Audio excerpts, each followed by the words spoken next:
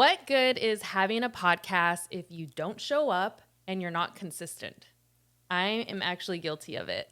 Welcome to my YouTube channel. It's been a minute. I've been very inconsistent.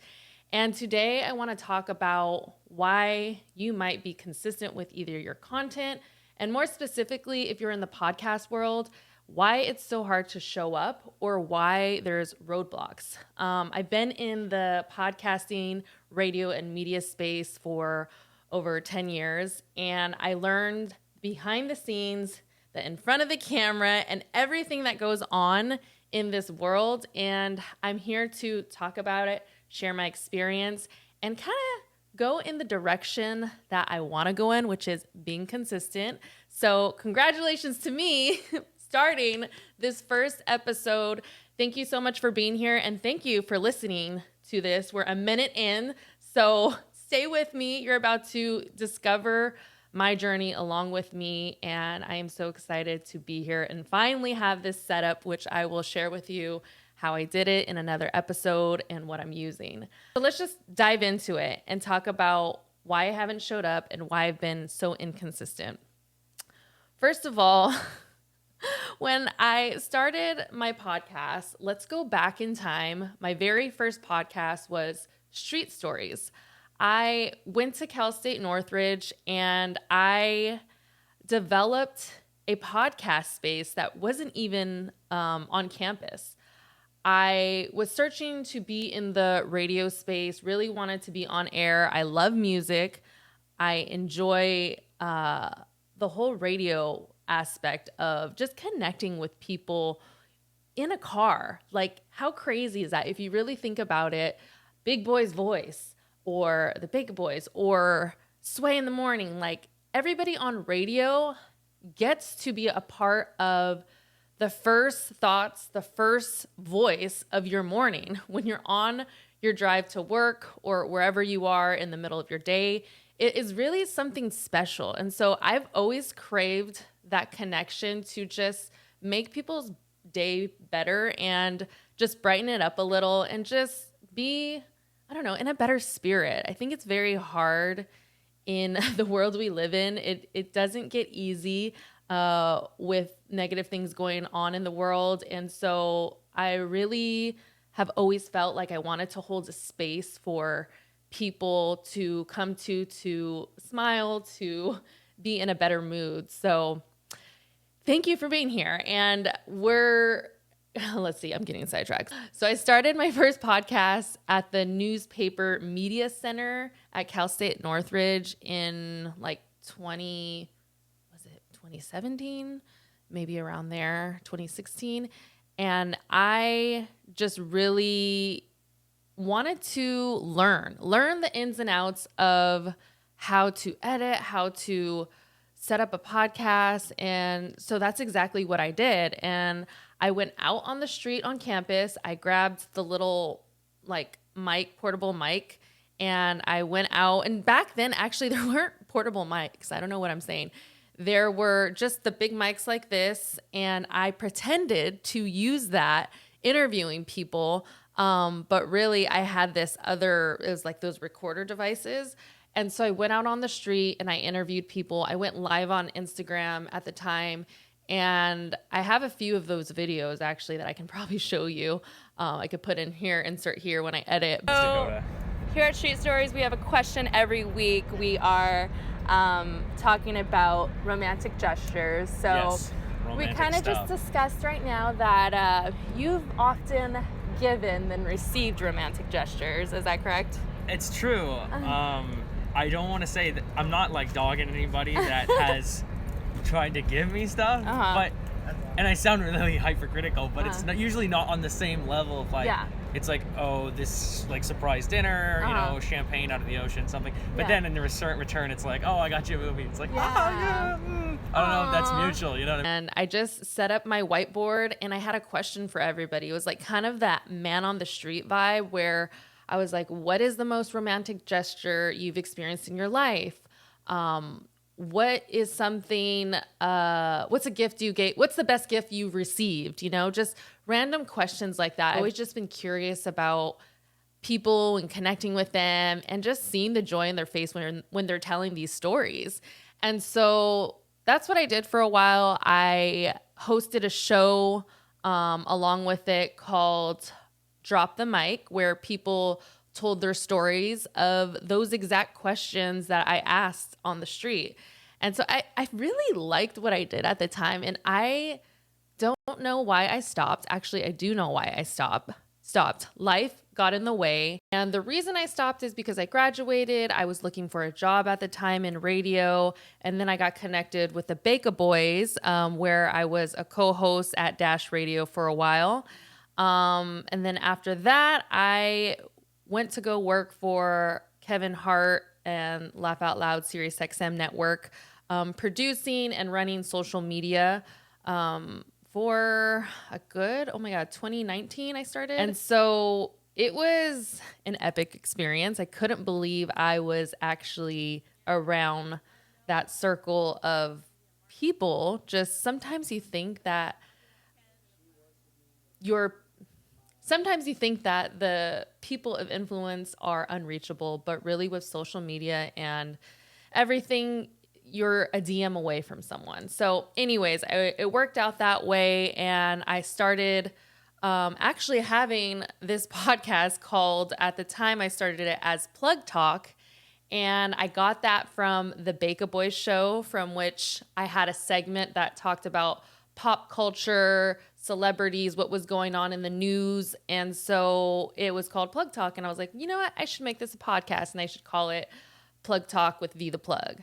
So I ended up starting it, interviewing people at Dash Radio. I interviewed people like Rocky Fresh, Rod Wave, and upcoming artists and people in the industry. There was like Nipsey Hussle, there was Exhibit, there was so many people at the time in 2018 that were coming to Dash Radio looking for promo for their music. And I just really enjoy the creative process of music and then the marketing aspect of it as well. So anyways, overall, my experience at Dash Radio, I learned a lot just by me doing the hosting, the talent bookings for my show, and just doing everything aside from that. Working with Kevin Hart and his network was amazing. I went to Super Bowl one year and I worked behind the scenes at Sirius XM doing social media work,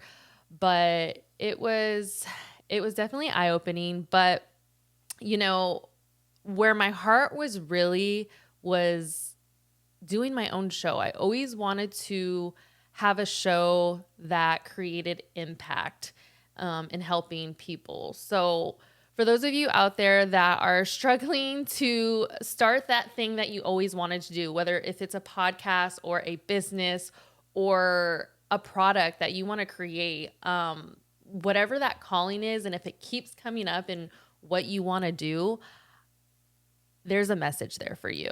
So I'm going to discuss the 5 things that held me back from starting this podcast again. And maybe these are things that might be affecting you, but it's just something to think about. Okay, so these are 5 reasons that you might be discouraged from starting your podcast. This was the case for me, and I'm going to explain why. So number 1 is you think you need all the right equipment.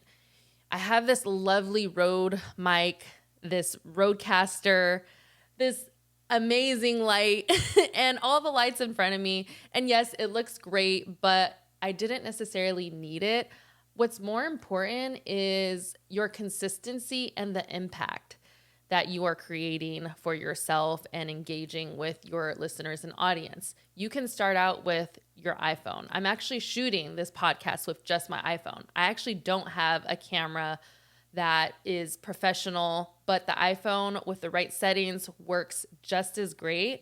And so I recommend just using your iPhone, getting a little mic off Amazon that maybe costs $30, plugging it in. You can Bluetooth it and speak with that. I actually have one of those still. Maybe I'll show you on another episode, but it's a very simple setup. Get your tripod and boom, you're ready. All you need is a little bit of video and audio, and then It's the editing process, the post-production, which I also had a really hard time doing. Just that is, I didn't know how to edit professionally. And I was I was a perfectionist.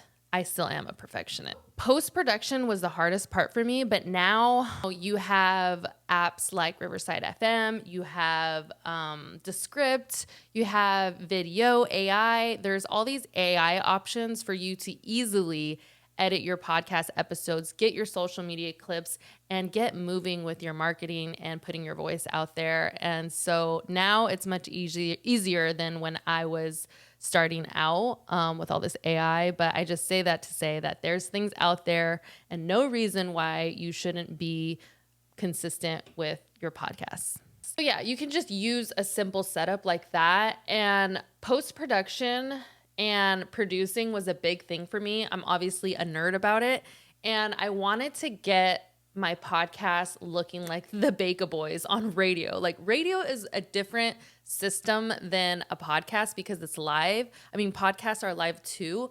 But since I was so seasoned into working with them, I saw the way they moved and navigated. I really wanted to understand how to make sound effects work in the right timing, play music. I was concerned about all the bells and whistles, and it wasn't really necessary. If I just started and continued to just push out content that I really enjoyed, I feel like I would be a lot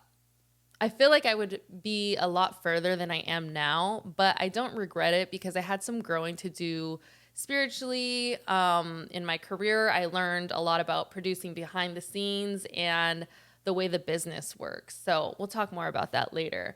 But my second point is we compare ourselves to other podcasters or content creators in the space. And this is probably this is something that gave me a lot of anxiety because I wanted it to be so perfect. I had imposter syndrome of everything being perfect and on point, the intro sound. And right now you don't really need an intro sound, but I was worried about the look of it, the logo. I paid for this logo, which is great still. I like it still, but I'm actually thinking about rebranding, but still. And so it's always going to change your look in your business. It's always going to change. So that's not the most important thing to worry about and compare your logo to other people's, or does it look like this? And actually, another part of the reason why I stopped podcasting for 2 years is because this podcast was called Plug Talk.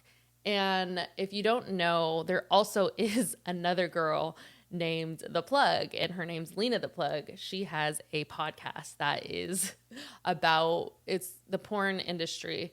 And I didn't really want to be associated with that crowd because that's not really my thing. My plug's a little different. It's all about, plugging into your inner power, self-development, and growing as an entrepreneur. So the meaning's a little different. So I really did step back in branding. And I still am taking a step back in like how I want to brand my business along with this podcast. So I wouldn't let that scare you, but I would just share your journey of whatever it is that you want to do with your podcast. So anyway, so comparing yourself to other people it's going to kill your creativity, what you want to do. How I overcame my imposter syndrome, my comparing myself, being a perfectionist, I had to really do some spiritual work and listen to God. God created me. God gave me a voice, gave me expression. I hear that voice. And as I spoke earlier, if you have that inner voice telling you to do something, that is a God gift. That is something that no one has that you have. You're created specifically with this DNA to do whatever that is. And so I've always felt like this is my calling. And so learning that God gave me this voice and using it's just been really eating away at me. And that's how I And that's how I know that this is for me. And I'm going to continue on this journey of figuring it out, even if it is going down some days and up some days. It's really what I'm connected with. So I would just do some inner work. And when the timing is right, you will show up, and that imposter syndrome and that comparison will just be out of the way. The next thing that I really struggled with is not having a team or support. When I did my podcast, I actually was a one-woman show. I did hire a few people to help me in the beginning, but then, they have jobs and I didn't have the budget for it. And then later down the line, I would hire a few camera friends to help me, but I always like to pay people for their time. So money got dry because let's be real, podcasts don't make money until you're actually getting the following, the listening, and you're marketing and promoting yourself, which is something that we are going to get into on another episode. But that leads me to my point number 4. Podcasts don't make money overnight. If you're doing it for fast money, you're going to fade quickly. It's just the truth. Brands and sponsorships will come in the long run, but you have to put in that sweat equity. Okay, so one example of a podcast that has made big money is the Call Her Daddy podcast with Alex Cooper. She's done an amazing job about being consistent from the beginning, where she just started using her voice, talking about her stories, about her sex life, it was kind of vulgar. And people appreciated the authenticity about what she brought to the community, where people could be open about these touchy topics and sensitive topics. And so she got a deal with Spotify for $60 million. And then this year she hit $125 million getting signed to Sirius XM. So it took her about 2 to 3 years for these deals to happen. So you can't expect money to begin with, but in the long run, if you feel like you are growing your community and you have a story, big money is on the line. So, and this brings me to point number 5. You need to know who your listener is and what they desire. I think Alex Cooper did a great job about building her community and knowing her listener and what they want to listen to. So that's tracking the engagement, all of the nitty-gritty things behind post-production. And so really understanding why you're doing the podcast. I mean, sure, you could turn on mics and you can start talking about topics that are trending, but you're going to hit something called pod fade, or more like burnout, where you don't have really any true meaning behind what you're doing. You're just showing up. And then especially if you're not making money, you're not going to be consistent with it. And then if you have co-hosts that don't show up, you're really going to be disappointed. So have a deeper meaning, clarify what the message is of the podcast as a whole.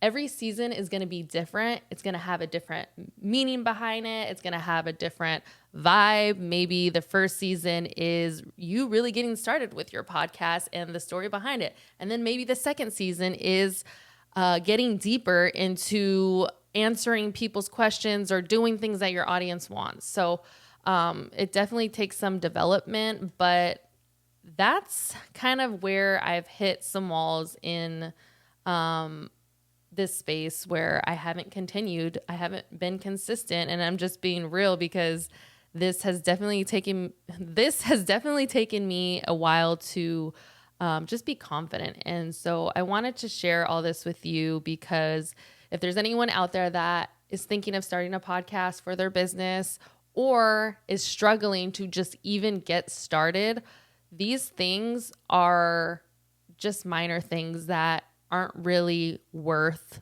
you putting yourself out there, doing what God has blessed you with, and really using your voice in this space. So I'm going to end there. I want to thank you for being a part of this channel. If you haven't already, you can subscribe. Leave me a comment below and let me know what you think about this. Was this helpful for you? That's really my goal, is to make impact, give you tips on the podcasting space and how I've struggled and where I'm at now. So leave me a comment, and I can't wait to talk to you on the next episode. Bye.